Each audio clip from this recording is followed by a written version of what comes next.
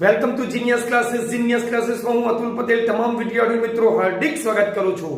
ધોરણ 10 મેથ્સ વર્તુળ સંબંધિત ક્ષેત્રફળ. તો મિત્રો આજે આપણે ધોરણ 10 વર્તુળ સંબંધિત ક્ષેત્રફળની અંદર આજે આપણે આ એક તમને ફિગર દોરી છે, બરાબર છે. આ ફિગરની અંદર તમને ત્રણ વર્તુળ આપેલા છે, દરેકનું કેન્દ્ર ABC છે અને ABC ની અંદર ત્રિકોણ દોરેલો છે, બરાબર છે. એમાં આ એક વર્તુળ, A ને કેન્દ્ર લઈને એક વર્તુળ, B ને કેન્દ્ર લઈને બીજું વર્તુળ, C ને કેન્દ્ર લઈને ત્રીજું વર્તુળ, એવો અંદર સમબાજુ ત્રિકોણ બનેલો છે. અને એ સમબાજુ ત્રિકોણનું ક્ષેત્રફળ એટલે આ રીતે આ સમબાજુ ત્રિકોણ છે, ABC નામનો સમબાજુ ત્રિકોણ છે. એની અંદરનું જે ક્ષેત્રફળ છે એ ક્ષેત્રફળ કેટલું છે? 170 છે. ત્રિકોણની બાજુની અડધી ત્રિજ્યા એટલે આ બાજુ જે છે, આ બાજુ છે, બરાબર છે, એની અડધી ત્રિજ્યા એટલે આટલી. આ બાજુ છે અડધી ત્રિજ્યા એટલે અડધી ત્રિજ્યા એટલે આ અડધી એટલે આમ વર્તુળ, પછી અહીંયા મૂકીને અડધી ત્રિજ્યા એટલે આમ વર્તુળ, પડી આખી બાજુ હોય એનાથી આ ત્રિજ્યા અડધી ત્રિજ્યા એટલે આમ કરીને વર્તુળ દોર્યો છે અને અહીંયા મૂકીને એની ત્રિજ્યા આટલી.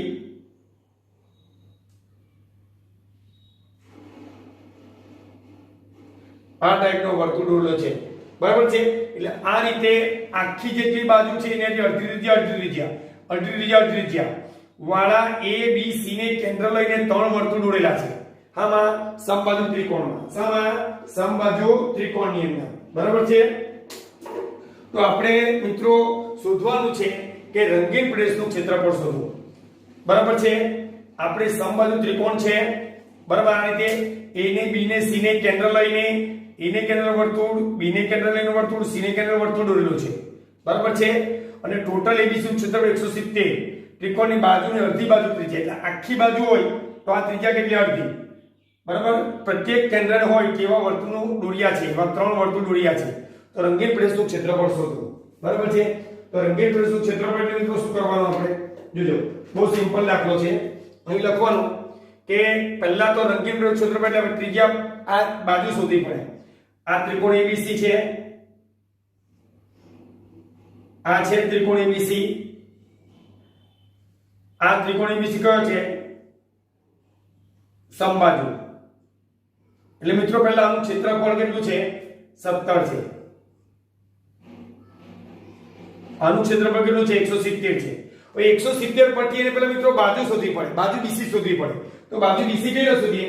જોઈએ તો બાજુ BC શોધવી પડે. તો અહીંયા શું લખવાનું કે ભાઈ ત્રિકોણનું ક્ષેત્રફળ બરાબર વર્ગમૂળ 3/4 બાજુનો વર્ગ. પડી પહેલા ત્રિકોણની ફરજિયાત બાજુ શોધવી પડે અને એ બાજુ ખબર પડે એટલે આ વર્તુળની ત્રિજ્યા મળે. વર્તુળ શું મળે? ત્રિજ્યા મળે. એટલે પહેલા ત્રિકોણ ABC જે આ સમબાજુ ત્રિકોણ, ફરી સમભુજ ત્રિકોણ ABC એનું ક્ષેત્રફળ કેટલું? 170. ત્રિકોણની બાજુ કરતા અડધી એટલે આ બાજુ કરતા અડધી બાજુ ધરાવતો ત્રિજ્યા, આખી બાજુ કરતા અડધી ત્રિજ્યા વાળું આ વર્તુળ, આ બાજુની આખી બાજુની અડધી ત્રિજ્યા એટલે આ વર્તુળ, ત્રણ વર્તુળ દોરેલા છે. તો એમાં આ રંગીન પ્રદેશનું ક્ષેત્રફળ આપણે શોધવાનું છે. તો રંગીન પ્રદેશનું ક્ષેત્રફળ શોધવા પહેલા ત્રિકોણ ABC ની બાજુ પરથી મિત્રો આ ત્રિજ્યા શોધવી પડે, બરાબર. તો એ બાજુ શોધવા માટે પહેલા ક્ષેત્રફળ ખબર છે. પહેલા શું? ક્ષેત્રફળ. તો ક્ષેત્રફળ કેટલું છે? ત્રિકોણ ABC સમબાજુ છે, એનું ક્ષેત્રફળ કેટલું છે? 170 છે. વર્ગમૂળ 3 બેઠા છેદમાં 4 બેઠા બાજુનો શું? વર્ગ. પડી? ચાલો વર્ગમૂળ 3 છેદમાં 4. હવે વર્ગમૂળ 3 ની કિંમત ખબર છે. વર્ગમૂળ 3 ની કિંમત કેટલી છે? વર્ગમૂળ 3 ની કિંમત કેટલી? આપણે 17. એટલે અહીંયા લખવાનું કે ત્રિકોણનું ક્ષેત્રફળ વર્ગમૂળ 3/4 બાજુનો વર્ગ. કેમ? સમબાજુ ત્રિકોણ છે એટલે. ચાલો ત્રિકોણ ABC 170, વર્ગમૂળ 3 ની કિંમત કેટલી? 17/10. પડી? ગુણ્યા બાજુનો વર્ગ. હવે 10 કાં જાય 17 ની એટલે 170 ગુણ્યા 10 છેદમાં 17 બરાબર બાજુનો વર્ગ. રેડી? હવે 17 એ દાન 170 એટલે કેટલા આવે 100 એટલે બાજુ એટલે 10 એ દાન 100 એટલે બાજુ કેટલી આવી 10 બાજુ કેટલી આવી 10 પડી બાજુ કેટલી આવી 10 આવી બાજુ 10 આવી ને કેમ કે 170 ક્ષેત્રફળ છે સમબાજુનું ક્ષેત્રફળ છે એના પરથી ક્ષેત્રફળ પરથી બાજુ શોધવી પડે ને એ બાજુ કેટલી આવી 10 કેવી રીતે 10 આવી કેમ કે ત્રિકોણ ABC નું ક્ષેત્રફળ બરાબર વર્ગમૂળ 3/4 બાજુનો વર્ગ ક્ષેત્રફળ 170 આપેલું છે આનું ક્ષેત્રફળ 170 આપેલું છે વર્ગમૂળ 3 ની કિંમત આપેલી છે 17/10 બાજુનો વર્ગ 10 કા જાય ઉપર 10 કા જાય ઉપર 17 કા આવે નીચે 170 ગુણ્યા 10/17 બાજુનો વર્ગ 17 ના 170 ને 10 × 10 100 અને 100 બંને બાજુ વર્ગમૂળ કરીએ એટલે બાજુ કેટલી આવી 10 એટલે બાજુ 10 આવી એટલે આ બાજુ 10 આવી અહીંયા લખવાનું કે બાજુ 10 માટે ત્રિજ્યા કેટલી 5 ત્રિજ્યાની ત્રિજ્યા કેટલી આવી 5 આવી આ ત્રિજ્યા કેટલી આવી 5 આવી બરાબર છે એનો મતલબ શું કે આખી બાજુ 10 છે 10 છે આખી બાજુ 10 આટલી બાજુ 10 તો એની આ ત્રિજ્યા કેટલી 5 એટલે આ જે વર્તુળ બન્યો મિત્રો એ જે વર્તુળ બન્યો એ 5 સેન્ટીમીટર ત્રિજ્યાવાળું વર્તુળ બન્યું આમ આ 5 સેમી ત્રિજ્યાવાળું વર્તુળ આ પણ વર્તુળ કર્યું 5 સેમી ત્રિજ્યાવાળું વર્તુળ પછી આખી આ બાજુ કેટલી 10 અહીંયા લખેલું છે કે બાજુ કરતા અડધી ત્રિજ્યા એટલે આ બાજુ છે આખી બાજુ ત્રિકોણની એના કરતા અડધી ત્રિજ્યા બરાબર છે એમાં એમ કહે છે કે પ્રત્યેકને કેન્દ્ર હોય કેવું વર્તુળ એટલે આને કેન્દ્ર હોય કેવું વર્તુળ બી ને કેન્દ્ર હોય કેવું વર્તુળ સી ને કેન્દ્ર હોય કેવું વર્તુળ અહીંયા બાજુ કેટલી આવી 10 ત્રિકોણ ABC નું ક્ષેત્રફળ કેટલું 170 આખું ABC નું ક્ષેત્રફળ કેટલું 170 નું ક્ષેત્રફળ એટલે ત્રિકોણ ABC ના ક્ષેત્રફળ પરથી આપણે શું મળી બાજુ કેટલી આવી 10 એટલે બાજુ 10 આવી અને કહે છે કે બાજુ કરતા અડધી ત્રિજ્યા આ બાજુ 10 છે એટલે એના કરતા અડધી ત્રિજ્યા મૂકીને અહીંયાથી વર્તુળ બરાબર છે અહીંયાથી 10 છે તો 5 સેન્ટીમીટર ત્રિજ્યા વાળું વર્તુળ અહીંયા કેટલું 10 છે તો અહીંયાથી 5 મૂકીને શું વર્તુળ એવા 3 વર્તુળ દોરેલા છે તો એમાં રંગીન પ્રદેશનું ક્ષેત્રફળ શોધવાનું છે મિત્રો શું શોધવાનું છે રંગીન તો રંગીન પ્રદેશનું ક્ષેત્રફળ એટલે શું હવે અહીંયા એકદમ સિમ્પલ દાખલો છે કે રંગીન પ્રદેશનું ક્ષેત્રફળ બરાબર છે અહીંયા આપણું સિમ્પલ છે અહીંયા આપણે હવે લખવું પડશે શું કે રંગીન પ્રદેશનું ક્ષેત્રફળ બરાબર શું ત્રિકોણનું ક્ષેત્રફળ માઈનસ 3 લઘુવૃત્તાંશનું ક્ષેત્રફળ થાય બરાબર છે જો આ ત્રિકોણ છે ચલા ત્રિકોણ છે એમાંથી શું છે આ એક પીઝાનો ટુકડો કાઢી લીધો ત્રિકોણમાંથી ચાલો પછી શું પછી આ બી એક પીઝાનો ટુકડો પિંકીએ ચાકેલો પીઝો કાઢી લીધો પછી શું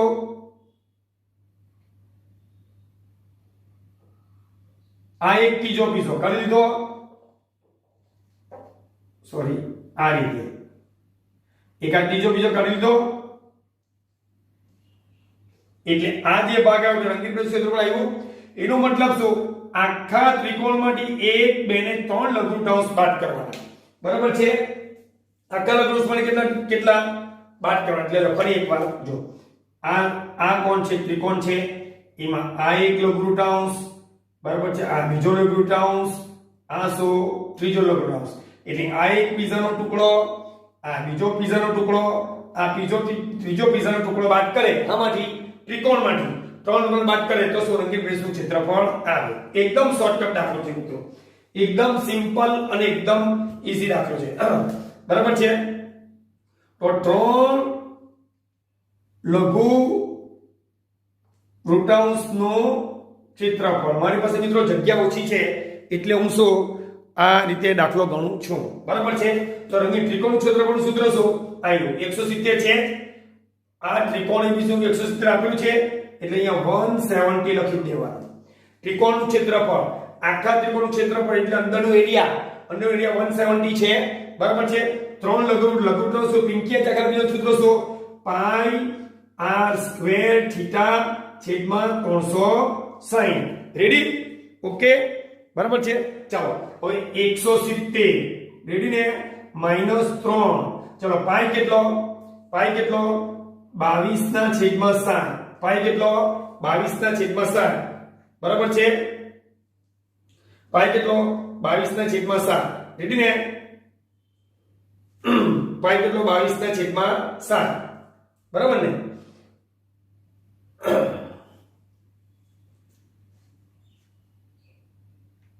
મિત્રો એ સોરી અહીંયા 4 લખવાનું ભૂલી ગયા આપણે. મિત્રો અહીંયા એક જરાક ભૂલ કરી. અહીંયા આપણે વર્ગમૂળ 3 છેદમાં 4 રહી ગયું. આ વર્ગમૂળ 3 છેદમાં શું આ 4 રહી ગયું છે ને. વર્ગમૂળ 3 ની કિંમત 17 ના છેદમાં 10 મૂકી. આ 4 રહી ગયા. 4 રહી ગયા ને એટલે અહીંયા જરાક આપણે મિત્રો સુધારી લઈએ, બરાબર છે. જરાક સુધારી લઈએ કે 170 ક્ષેત્રફળ છે, વર્ગમૂળ 3 ની કિંમત 17 ના છેદમાં 10, આ 4 રહી ગયા બાજુનો વર્ગ. એટલે અહીંયા શું થશે 170 ગુણ્યા 40, બરાબર છે. 170 ગુણ્યા 40, બરાબર ને. ખ્યાલ આવ્યો ને છેદમાં 17. હા 170 10 ચોક 40 ઉપર 17 નીચે બાજુનો વર્ગ એટલો ને 17 એકો 17 એટલે કેટલા આવ્યો 10. એટલે કે બાજુ કેટલી આવી? બાજુ કેટલી 400. 400 નું વર્ગમૂળ કેટલો આવે 20, બરાબર. એટલે અહીંયા ત્રિજ્યા કેટલી આવી? બાજુ કેટલી આવી 20 આવી એટલે ત્રિજ્યા કેટલી આવી 10. ત્રિજ્યા કેટલી આવશે 10. જરાક થોડી ભૂલ એમ પડી કે અહીંયા આપણે છેદમાં જે 4 છે ને તે લીધું. જો ત્રિકોણનું ક્ષેત્રફળ 170, વર્ગમૂળ 3 છેદમાં 4, આ 4 બેઠા એટલે વર્ગમૂળ 3 ની કિંમત કેટલી 17 ના છેદમાં 10 બાજુનો વર્ગ એટલે 170 10 ચોક 40 કા જાય ઉપર 17 કા આવે નીચે, બરાબર બાજુનો વર્ગ એટલે 17 દાન 170 ને 40 ગુણ્યા 10 400 અને 400 નું વર્ગમૂળ કેટલું આવે 20. 400 નું વર્ગમૂળ કેટલું આવે 20, બરાબર છે. 20 આવ્યું એટલે હવે બાજુ 20 આ બાજુ 20 એટલે ત્રિજ્યા કેટલી 10. કેમ કે અહીંયા કીધું છે કે ત્રિકોણની બાજુથી અડધી ત્રિજ્યા, આખી બાજુ 20 આખી 20 આખી 20 તો ત્રિજ્યા કેટલી 10 એટલે ત્રિજ્યા કેટલી આવે 10. એટલે એ 10 સેન્ટીમીટર ત્રિજ્યા વાળો શું આ જે લઘુવૃત્તાંશ બન્યા, આ જે લઘુવૃત્તાંશ બને આ એ 10 સેન્ટીમીટર વાળો લઘુવૃત્તાંશ બને. પડીને આ જે લગભગ 10 સેન્ટીમીટર ત્રિજ્યા વાળો લઘુવૃત્તાંશ બને. બન્યો એટલે અહીંયા લઘુવૃત્તાંશ કેટલો આવે 10 એટલે પાઈ કેટલો મૂકીએ 314 ના છેદમાં 100 ગુણ્યા 10 ગુણ્યા 10 અને થીટા કેટલો 60 છેદમાં 360. પડી? રેડી ને. 170 એટલે કે આખા ત્રિકોણ જે છે સમબાજુ ત્રિકોણમાંથી મારે આ લઘુવૃત્તાંશ આનું કઈ કામ નથી. આપણે આ આકૃતિનું કઈ કામ નથી, બરાબર. આને કાઢી નાખીએ આપણે, આની આપણને જરૂર નથી, બરાબર. કાઢી નાખીએ તો આ ટાઈપની આકૃતિ બને, બરાબર છે. તો આનું ક્ષેત્રફળ કાઢી નાખીએ. આખા સમબાજુમાંથી 1 2 ને 3 લઘુવૃત્તાંશ બાદ કરે તો વચ્ચેનો રંગીન પ્લેસનું ક્ષેત્રફળ આવે. તો ત્રિકોણનું ક્ષેત્રફળ 170 આપેલું છે, 3 લઘુવૃત્તાંશ એટલે પાઈ r સ્ક્વેર થીટા છેદમાં 360, 170 માઈનસ 3 પાઈ 360 ના છેદમાં 100, ત્રિજ્યા કેટલી 10 ગુણ્યા 10 બે વાર થીટા કેટલો થાય 60. કેમ 60? સમબાજુ ત્રિકોણ કેન્દ્રાકાર 60 ચોકડો બનાવે એટલે થીટા કેટલો 60 છેદમાં 360. ચાલો ઉડાડીએ.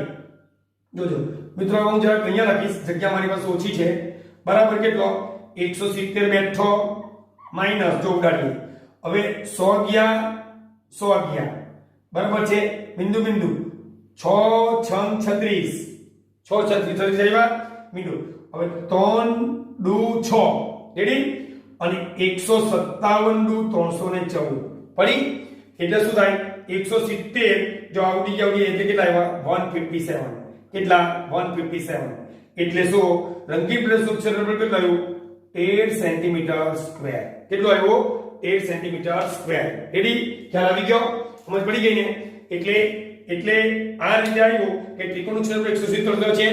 આપણે ફક્ત 3 લઘુવૃત્તાંશનું ક્ષેત્રફળ મૂકવાનું એટલે 3 વડે ગુણાકાર પાઈ r સ્ક્વેર થીટા 3 વડે ગુણાકાર 3 બેઠા પાઈ 314 ના છેદમાં 100 ત્રિજ્યા બાજુ 20 આવી સમબાજુની આ બાજુ 20 એટલે આ કેટલી 10 10 એટલે 10 નો વર્ગ 10 ગુણ્યા 10 થીટા સમબાજુનું કેન્દ્રાકળ ખૂણો 60 નો એટલે 60 છે 360 બિંદુ બિંદુ 6 ચંગ 36 3 2 6 100 ગયા 100 2 મિનિટ 100 ગયા 100 ગયા અને 157 354 એટલે 170 157 બાદ 13 સેન્ટીમીટર સ્ક્વેર જવાબ આવે એટલે આપણો આન્સર જવાબ આવ્યો કેટલો એટલે ટૂંકમાં યાદ રાખજો કે આ સમબાજુ ત્રિકોણ છે ABC એનું ક્ષેત્રફળ આપેલું છે 170 ત્રિકોણની આખી બાજુ થી અડધી એટલે અડધી ત્રિજ્યા વાળો એટલે અહીંયાની અડધી ત્રિજ્યા વાળો આખો વર્તુળ રચવાનો છે આમ કરીને એટલે અહીંયાથી આપણે આમ દોરીએ તો આ અડધી ત્રિજ્યા પડી બરાબર છે બીજું અને